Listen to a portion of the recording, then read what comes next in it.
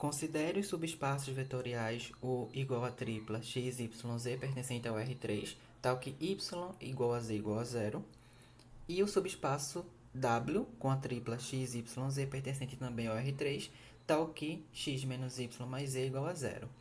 Para determinar a interseção de W, começaremos por reescrever esses subespaços vetoriais como segue. Nós temos que y igual a z igual a zero, então eu posso reescrever a segunda e a terceira coordenadas como sendo zero e repetir a primeira. Assim, eu vou ficar com o subespaço x, 0, 0, tal que x pertence aos reais. E o subespaço w pode ser reescrito como sendo a primeira coordenada igual a x, a segunda coordenada y e a terceira como sendo a segunda coordenada menos a primeira. Então, ficamos com o subespaço x, y menos x, tal que x e y pertence aos reais. Considere o vetor genérico x00 pertencente ao subespaço vetorial U, ou seja, ele possui todas as condições para pertencer a esse subespaço. E, para ele também pertencer ao subespaço vetorial W, ele tem que obedecer à condição em que a terceira coordenada precisa ser a segunda menos a primeira. Então, o que teremos aqui?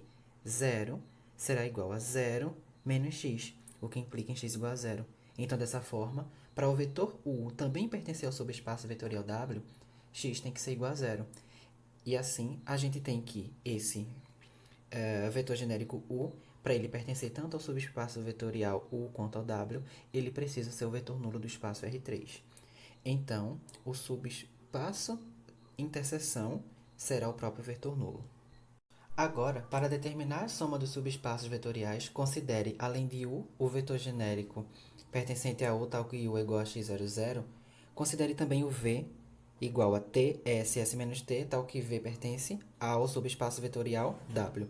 Então, eu irei somar os vetores genéricos, tal que a primeira coordenada mais a primeira é x mais t, a segunda coordenada mais a segunda é s, e a terceira coordenada mais a terceira coordenada dá s menos t, o que nos dá como resultado que o subespaço soma pode ser escrito como o subespaço que contém essa característica, ou seja, o subespaço soma pode ser determinado como a tripla x mais t, s, s menos t, tal que x, s e t pertencem aos reais.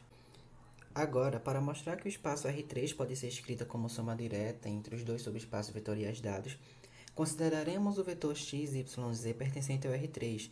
E note que, para a soma do vetor subespaço, temos que o vetor genérico pode ser escrito como a soma dos vetores. Então, aqui eu apenas troquei as letras, mas sem perder a generalidade. Então, para esses dois vetores obedecerem à igualdade, eu tenho apenas que igualar suas coordenadas. Então, teremos que x, y, z será igual a mais b, c, c menos b, se somente se. A mais b igual a c, c igual a y, e z igual a c menos b. O que nos dá a igual a x menos y mais z, c igual a y, b igual a y menos z. E podemos reescrever isso como o seguinte: x, y, z igual a um vetor genérico do subespaço vetorial U mais um vetor genérico do subespaço vetorial W, obedecendo todas as condições em que o vetor do subespaço vetorial de U precisa ter a segunda e a terceira coordenadas iguais a zero e o vetor do subespaço vetorial W precisa ter a terceira coordenada como sendo a segunda menos a primeira. E aqui conseguimos reescrever isso de forma coerente. Então, temos que o R3 pode ser escrito sim como soma direta entre um subespaço vetorial U mais o subespaço vetorial W. Então, ele pertence sim à soma direta de U com W. Portanto, temos que o espaço é a soma do subespaço e também como a interseção ela conteve um vetor nulo do espaço, temos que a soma é direta. Então, R3 pode ser escrito como soma direta entre os dois subespaços.